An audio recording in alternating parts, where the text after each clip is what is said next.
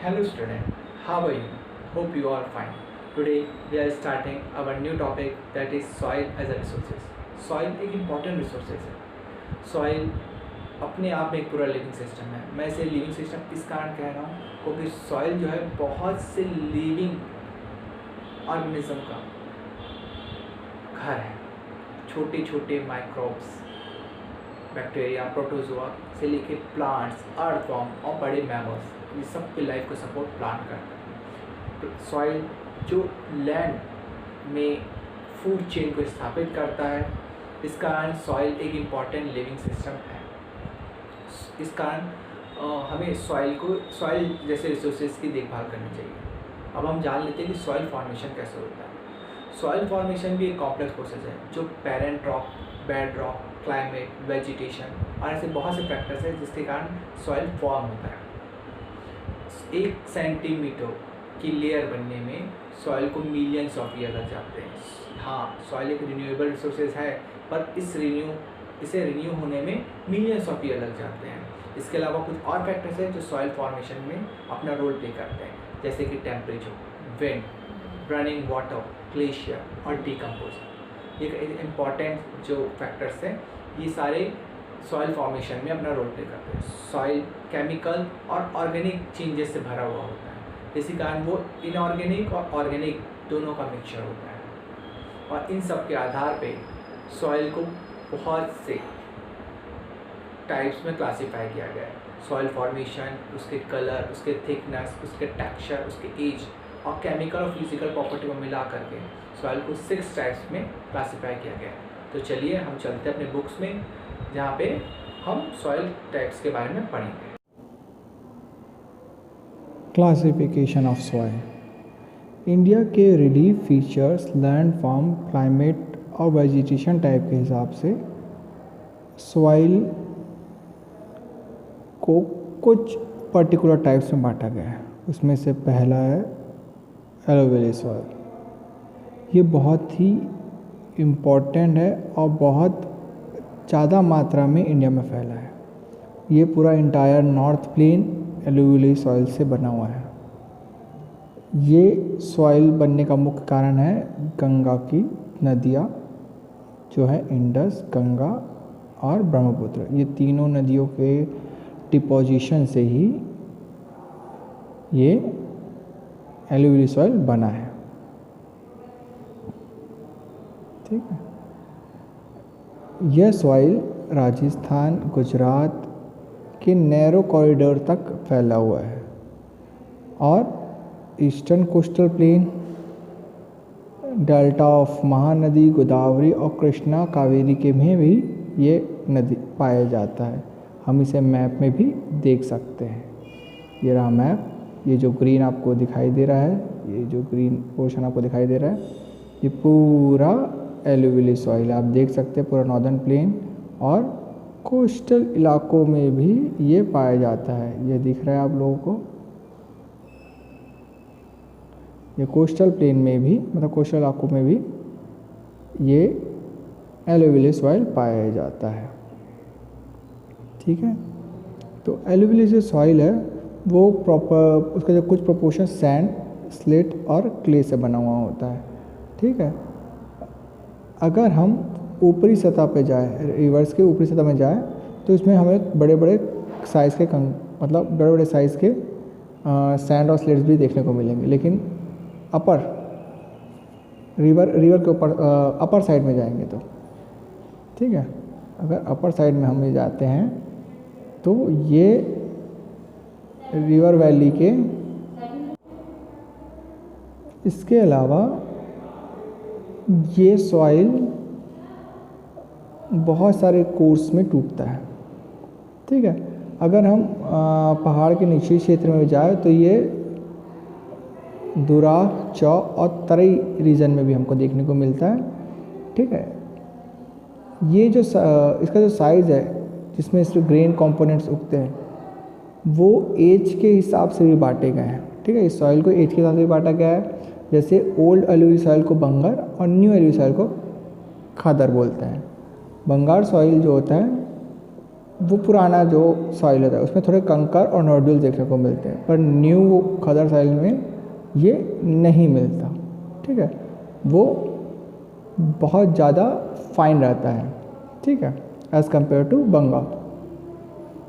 Alluvial soil जो है वो फर्टाइल सॉइल है। ओके, इसमें ज़्यादातर पोटाश, फॉस्फोरिक एसिड और लाइम की मात्रा होती है। इसी कारण ये sugar cane, paddy, wheat, cereal और पल्सेस उगाने के लिए बहुत ज़्यादा उपयोगी है। ठीक है, ये बहुत ही ज़्यादा फर्टाइल होता है। ठीक है, और ज़्यादातर कल्टीवेशन इसी में होता है और इसके आसपास से डेंसली पॉपुलेटेड होते हैं। पर ड्राई हो जाने के कारण इसमें अल्कलाइन की मात्रा बढ़ जाती है। जब ये मिट्टी सूख जाती है तो अल्कलाइन की मात्रा बढ़ जाती है, पर प्रॉपर ट्रीटमेंट करने के बाद इसे वापस इरिगेशन के लिए इस्तेमाल किया जा सकता है। नेक्स्ट है ब्लैक सॉइल। सेकंड जो टाइप है वो है ब्लैक सॉइल। ब्लैक सॉइल अपने कलर के नाम से इसका नाम पड़ा हुआ है। इसे रुगर सॉइल भी कहते हैं। ये कॉटन उगाने के लिए सबसे आइडियल सॉइल माना जाता है। इसे कॉटन सॉइल भी कहते हैं। क्लाइमेटिक कंडीशन के कारण और पैरेंट रॉक मटेरियल के कारण, ठीक है, इस ब्लैक सॉइल का फॉर्मेशन होता है। इस टाइप की सॉइल ज़्यादातर डेक्कन ट्रैप में, नॉर्दर्न डेक्कन प्लेटू और लावा फ्लो के कारण बनती है। इस कारण इसका जो कोर्स प्लेटू है वो महाराष्ट्र, सौराष्ट्र,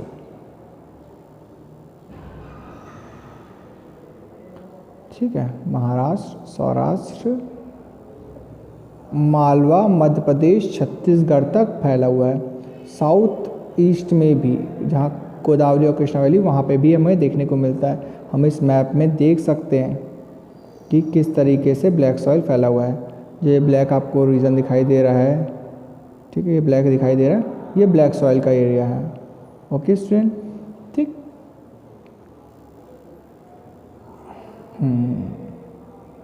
तो ब्लैक सॉइल जो है वो एक्सट्रीमली क्लेई मटेरियल होता है, बहुत ही मुलायम होता है। इसी कारण ये ज़्यादातर मॉइस्चर कैप्चर कर लेता है।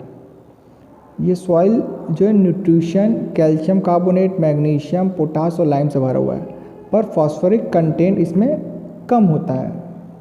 ठीक है, इस गर्मियों के समय में इसमें बड़े बड़े क्रैक्स देखने को हमको मिलते हैं, जिसके कारण ये सॉइल गर्मियों में हवा से भर जाता है और वापस न्यूट्रिशन गेन कर लेता है।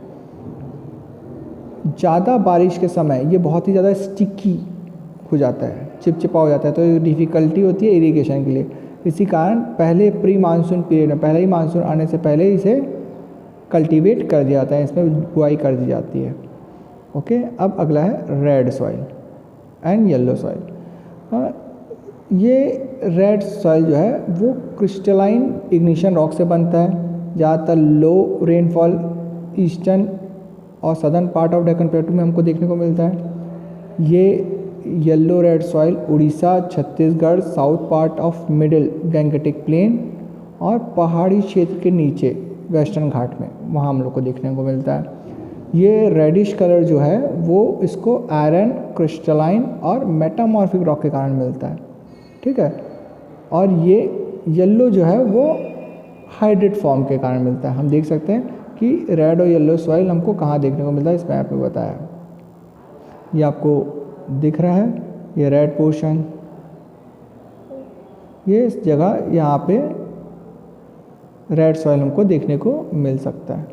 ठीक है, इंडिया में ये सारी जगह जो है वो रेड सॉइल हमको देखने को मिलती है। ठीक है, अब हम पढ़ेंगे लिटरेट सॉइल। लिटरेट सॉइल ये लैटिन भाषा से बना हुआ है, इसका मतलब है लेटर और प्रिक कहा जाता है। ठीक है, लिटरल सॉइल जो है टॉपिकल और सब टॉपिकल एरिया में हमको देखने को मिलता है। ये जो वेट क्लाइमेट है, ड्राई सीजन के कारण, जो जहाँ पे ज़्यादातर अल्टरनेट वेट और ड्राई सीजन रहता है। ठीक है, ये सॉइल रिजल्ट है लीचिंग का।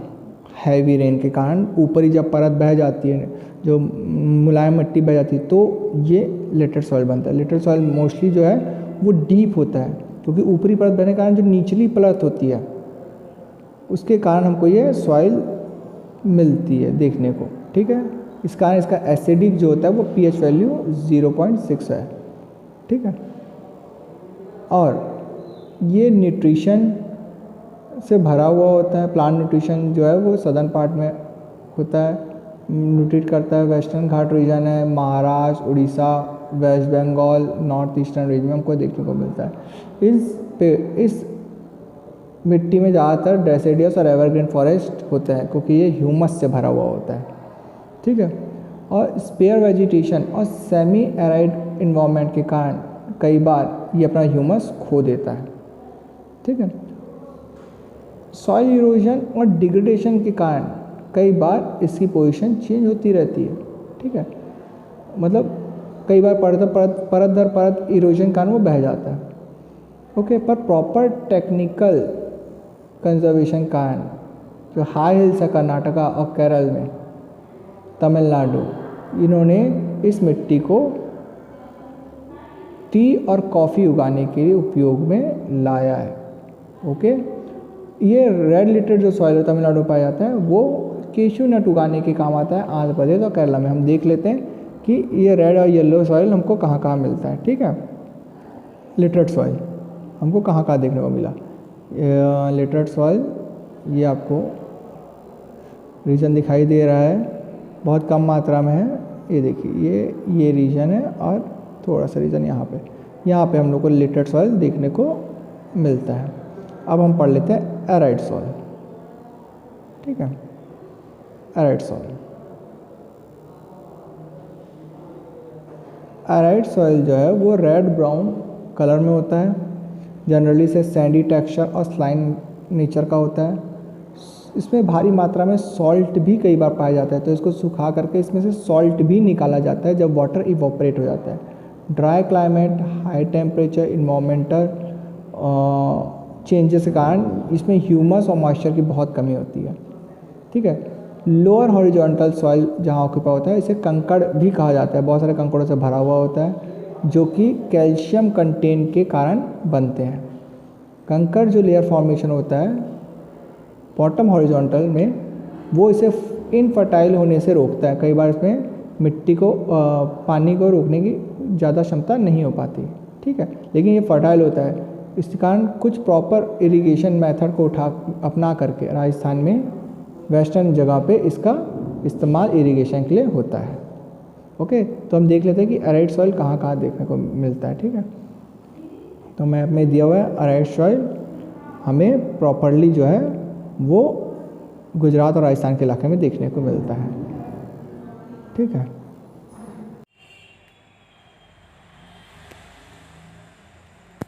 ये फिगर दिया हुआ है एराइड सॉइल का, ओके। ज़्यादातर ये रेतीली जगहों पे में देखने को मिलता है। अब हम पढ़ लेते हैं फॉरेस्ट सॉइल के बारे में। फॉरेस्ट सॉइल, नाम से ही आपको पता चल रहा है कि ये ज़्यादातर कहाँ मिलता होगा, हिली एरियाज और माउंटेन एरिया में, जहाँ पर सफिशिएंट रेनफॉल होता है, क्योंकि फॉरेस्ट ऐसी जगह जहाँ पे बरसात ज़्यादा होती है। इसका टॉयल टेक्सचर भी अलग अलग होता है माउंटेन के एटमॉस्फेयर माउंटेन इन्वायरमेंट के अकॉर्डिंग ये अलग अलग टेक्सचर में मिलता है। जैसे कि अगर हम साइड वैली में जाए तो हमें लूमियस लिटी टाइप का मिलेगा, और जब हम अपर स्लोप्स में जाए, ठीक है, ऊपरी पहाड़ों के ऊपरी क्षेत्र में, तो वहाँ पे ग्रेंडेड मिलेगा, मतलब थोड़ा पथरीला मिलेगा। स्नोई, जहाँ पे बर्फ़ ज़्यादा गिरती है हिमालय के क्षेत्र में, वहाँ पे ये ड्यूनेडेशन को एक्सपीरियंस करता है, मतलब वो ज़्यादा एसिडिक हो जाता है, ह्यूमस वहाँ पे कम हो जाती है, ठीक है, वो अपनी उपजाऊ क्षमता खो देता है। ड्यूनेडेशन का मतलब होता है, ठीक है। उसके बाद ये सॉइल ज़्यादातर हमें लोअर पार्ट ऑफ वैलीज़, मतलब पहाड़ों के नीचे देखने को मिलता है, जहाँ पे रिवर्स के आसपास में, ठीक है। और यही आगे जा कर के एलुवियल सॉइल से मिलके जो कि बहुत फर्टाइल होती है, ठीक है।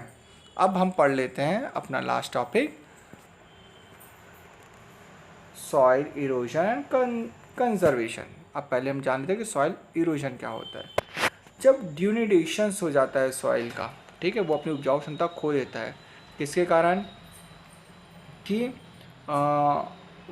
जो सॉइल है, जो फर्टाइल सॉइल है, वो वॉश आउट हो जाता है, इरोज हो जाता है। इसी प्रोसेस को हम क्या कह सकते हैं, सॉइल इरोजन कह सकते हैं। और सॉइल फॉर्मेशन और सॉइल इरोजन ये साइमल्टेनियसली प्रोसेस है। ये जनरली नेचर के द्वारा होता ही रहता है और ये नेचर द्वारा बैलेंस भी किया जा सकता है, पर कई बार ये बैलेंस डिस्टर्ब भी हो जाता है। कुछ ह्यूमन एक्टिविटीज़ है जैसे कि डिफॉरेस्टेशन, ओवरग्रेजिंग, कंस्ट्रक्शन, माइनिंग के कारण ये सॉइल इरोजन ज़्यादा बड़ी मात्रा में होता है। कई और खाली ह्यूमन एक्टिविटी नहीं, नेचुरल एक्टिविटीज़ भी है, जैसे कि तेज़ हवाएं चलना, ग्लेशियर्स और पानी का भाव ज़्यादा आ जाना, जिसके कारण सॉइल इरोजन होता है। ठीक है, कई बार बहता हुआ पानी भी, कंटिन्यू बहता हुआ पानी भी जो सॉइल होता है उसको काट के कैनल समान बना देता है, इसे गुलीज कहते हैं। ये आप देख सकते हैं इमेज में हमको बताया है, ये है। ठीक है, किस तरीके से देखिए कैनल्स बन गए अपने आप पानी के बह जाने से। ओके, ये जो सॉइल, ये जो लैंड होता है उसे बैड लैंड कहते हैं, क्योंकि वहाँ कल्टीवेशन नहीं हो पाता। ठीक है, चंबल के आसपास के बेसिन में ऐसे बैड लैंड को रेवेंस कहा जाता है। कई बार वाटर फ्लो हो जाने के कारण से वाटर के ऊपरी जो शीट होती है, जो क्लेई होता है, फर्टाइल होता है, वो बह जाता है। ठीक है, और टॉप सॉइल जो बह जाने के कारण ये अनफर्टाइल हो जाता है, इसमें फर्टिलिटी कम हो जाती है। तो ऐसे इरोजन को हम क्या कहते हैं, शीट इरोजन कहते हैं। विंड, कई बार तेज़ हवाएं चलती है जिसके कारण जो हल्की क्लेइज मिट्टी जो होती है वो उड़ जाती है, इसे विंड इरोजन कहते हैं। ओके, सॉइल इरोजन के कई कॉजेज़ हो सकते हैं। ठीक है, कई बार फार्मिंग गलत तरीके से करने से भी सॉइल इरोजन हो जाता है। गलत तरीके से हल चलाने हैं उसका एक उदाहरण है। ठीक है, अप एंड डाउन स्लोप्स जो होते हैं चैनल्स के, वो पानी के साथ साथ कई बार मिट्टियों को भी बहा के ले जाते हैं, इस कारण भी सॉइल इरोजन होता है। अब हम जान लेते हैं कि सॉइल कंजर्वेशन कैसे करना है। ओके, तो सॉइल कंजर्वेशन करने के आसान तरीके पहले है काउंटर लाइन मेथड, जो काउंटर प्लगिंग कहा जाता है। इसमें जो प्लगिंग करते समय हमें काउंटर लाइंस के फ्लो में प्लगिंग करना चाहिए, जहाँ पे वाटर फ्लो डाउनवर्ड होता है। ठीक है, कुछ स्टेप लेने चाहिए जब पानी ढाल से नीचे बहता है, वहाँ पे हम लोग को टेरिस बना देना चाहिए। इसे टेरिस कल्टीवेशन भी कहते हैं। ठीक है, इसे क्या कहते हैं, टेरिस कल्टीवेशन भी कहते हैं, जो सॉइल इरोजन को रोकता है। ओके, ज़्यादातर वेस्टर्न हिमालय में और हिली एरिया में टेरिस फार्मिंग की जाती है। कई बार लार्ज फील्ड को छोटे छोटे टुकड़ों में डिवाइड करके उनके बीच के स्ट्रिप में घास लगा दी जाती है, जिसके कारण जो हवाएं हैं, तेज़ हवाएं हैं, वो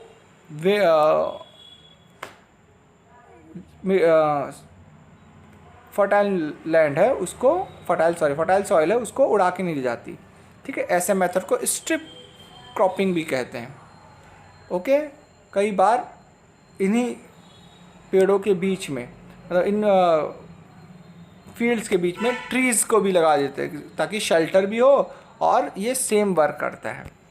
ये जो रो के रो बीच में ट्री लगा देने के कारण इसे शेल्टर बेल्ट भी कहा जाता है। ये शेल्टर बेल्ट बहुत ज़्यादा काम आते हैं जब कहाँ पे सैंड डंस आता है, रेतीला तूफान आता है, तो ये मिट्टियों को उड़ने से बचाता है। ये ज़्यादातर कहाँ पे होता है, डेजर्ट में और वेस्टर्न इंडिया में होता है। तो इस छोटे छोटे स्टेप से हम सॉइल कंजर्वेशन कर सकते हैं। होप आपको ये चैप्टर समझ में आया होगा।